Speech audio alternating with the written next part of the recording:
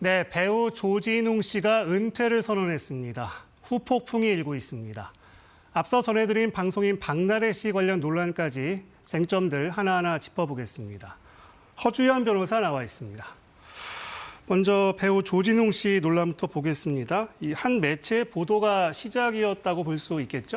그렇습니다. 평소 이 독립투사 역할 그리고 정의로운 형사 역할로 대중에게 깊이 각인되었던 배우 조진웅 씨가 사실은 미성년자 시절에 최소 차량 3대를 절도를 하고 이른바 일진 무리들과 어울리면서 특가법상 강도강간 혐의로 소년 보호 처분을 받아서 소년원에 다녀왔다라는 사실이 보도로 알려지면서 논란이 됐고요. 그 이후에도 성인이 된 이후에도 음주운전 그리고 후배 폭행 의혹들이 잇따라 터지면서 무리를 빚고 있는 상황입니다.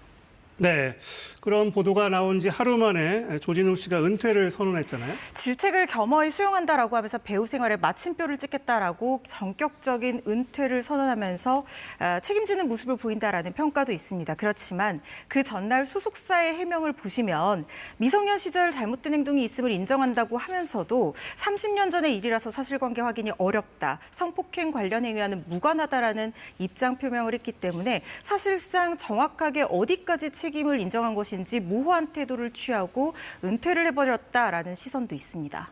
네, 그래서 뭐일까요? 은퇴 선언 이후 논란이 수그러들긴커녕 지금 갑론을박이 벌어지는 양상입니다. 어떤 의견들이 나옵니까?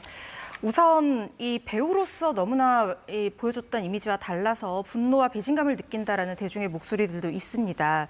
특히 피해자와 국민 정서를 생각했을 때는 당연한 응과 응보의 과정이 아니냐라는 목소리들도 있고 반면에 미성년자 시절 저지른 범죄이고 미성숙한 판단에서 저질러서 처벌을 받은 사안이라고 하면 이 어떤 낙인 효과를 방지하는 그래서 사회 구성원으로서 재사회화를 꾀하는 이 소년법의 취지에 어긋나는 과도한 처사다라는 의견도 있습니다. 네, 변호사님 개인적으로는 어떤 의견이세요? 처벌은 법원이 하고 용서는 피해자가 하고 배우로서의 평가는 대중이 해야 된다. 이런 말씀을 저는 드리고 싶습니다.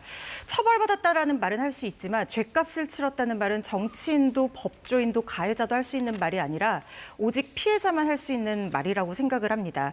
특히 이 사건의 본질을 좀 보셔야 되는 부분이 인간 조진웅으로서 지금 과거의 소년보호 처분은 조진웅 배우가 사회생활을 하는 데는 아무런 영향을 미치거나 낙인 효과를 보이지 않습니다. 다만 조진웅 배우의 어떤 배우라는 특수한 직업, 대중의 사랑과 지지를 기반으로 막강한 영향력을 행사할 수 있는 위치에 있다는 그 직업이 결국에는 지금 이 상황을 만들게 된 것이고 지금 조진웅 배우가 은퇴를 하는 이 수순들은 그동안 받았던 사랑에 대해서 배우로서 책임을 지는 과정이라고 생각을 합니다. 반드시 사회적인 어떤 갱생이나 교화가 됐다라고 평가하는 것도 사회적인 성공을 했을 때 분명히 그렇게 한다고 단정할 수도 없는 부분이라는 생각이 들어서요. 갱생됐다, 교화됐다도 저는 아직 평가하기엔 시기상조라고 생각을 합니다. 이제까지는 이런 사실이 알려지기 전에 배우로서 직업적인 성공을 거둔 부분은 맞습니다. 그렇지만 지금부터 배우 조진웅이 앞으로 어떻게 숙지하는 마음을 가지고 모든 것이 알려진 지금 어떻게 피해 회복을 위해서 노력하고 얼마만큼 무리를 일으키지 않고 반듯한 사회 구성원으로 살아나가는가가 결국에는 시간이 누적이 된다고 하면 비로소 이 사람이 갱생했다, 교화되었다라고 평가를 할 수 있는 부분이고 그때 가서야 배우 조진웅에 대한 재평가가 대중에서부터 이루어질 수 있을 거라는 생각이 들고요. 마지막으로 가장 중요하게 드리고 싶은 말씀은 저는 피해자의 어떤 피해 회복이나 보호가 전제되지 않은 가해자의 보호는 의미나 설득력을 잃는다고 생각을 합니다. 지금 소년범을 두텁게 보호하자는 그 취지에는 저도 적극적으로 공감을 합니다. 그렇지만 지금 소년범을 보호하자는 그 법 때문에 피해자들은 피해 회복을 위해서 민사소송을 진행을 하려고 해도 가해자의 주소를 알 수가 없습니다. 재판이 비공개로 진행되기 때문에 재판 과정에서 직접적으로 자신의 의견을 적극적으로 개진하기도 상당히 힘듭니다. 그런데 소년 범죄 같은 경우에는 피해자도 미성년자인 경우가 많거든요. 가해자의 낙인 효과도 방지해야 되는 부분이지만 미성년인 피해자의 평생 가는 트라우마라든가 고통도 우리가 결코 무시할 수는 없다고 생각을 합니다. 최소한 피해자의 피해 회복이나 보호가 가해자의 보호와 비슷한 수준 혹은 그 이상이 되었을 때만이 가해자에 대한 보호도 설득력을 가지고 의미를 가질 수 있는 부분이라는 생각이 들어서요. 이런 부분도 한 번쯤 다시 생각해야 되는 것이 아닌가 싶습니다. 네, 이 처음 보도한 매체가 고발을 당했잖아요. 어떤 내용입니까? 일단 지금 소년법 위반으로 한 변호사가 고발장을 접수한 상황인데요. 이 변호사의 주장에 따르면 소년법 70조, 그러니까 소년 보호 사건과 관계 있는 기관이 소년 사건 내용에 관해서 재판, 수사, 군사상 필요한 경우를 제외하고는 어떠한 조회에도 응해서는 안 된다라는 조항을 위반했다라는 이유로 고발장을 접수를 한 겁니다. 그래서 이 부분에 대한 수사가 진행될 것으로 보입니다. 네, 수사가 이어지면 쟁점은 뭐가 될까요? 우선 이 조항의 적용 대상은 기자가 아닙니다. 그러니까 소년 보호 사건과 관계 있는 기관을 처벌 대상으로 하는 조항이거든요. 그렇기 때문에 이 고발장의 취지는 반드시 기자들을 처벌한다기보다는 취재 과정에서 있었을 수도 있는 소년법 위반 여부, 기관의 개입 여부를 조사해달라는 취지로 읽어야 된다는 것이 맞다는 생각이 들고요. 그리고 설령 지금 이 기자가 계속해서 제보를 받았다라고 주장을 하고 있거든요. 설령 이것이 명예훼손 등으로 별개의 행위로 문제가 된다고 하더라도 공인으로 평가할 수 있는 연예인에 대한 어떤 공익적인 목적을 위한 보도라는 사실이 인정이 된다고 하면 기자는 처벌 대상이 되기는 다소 어려워 보입니다.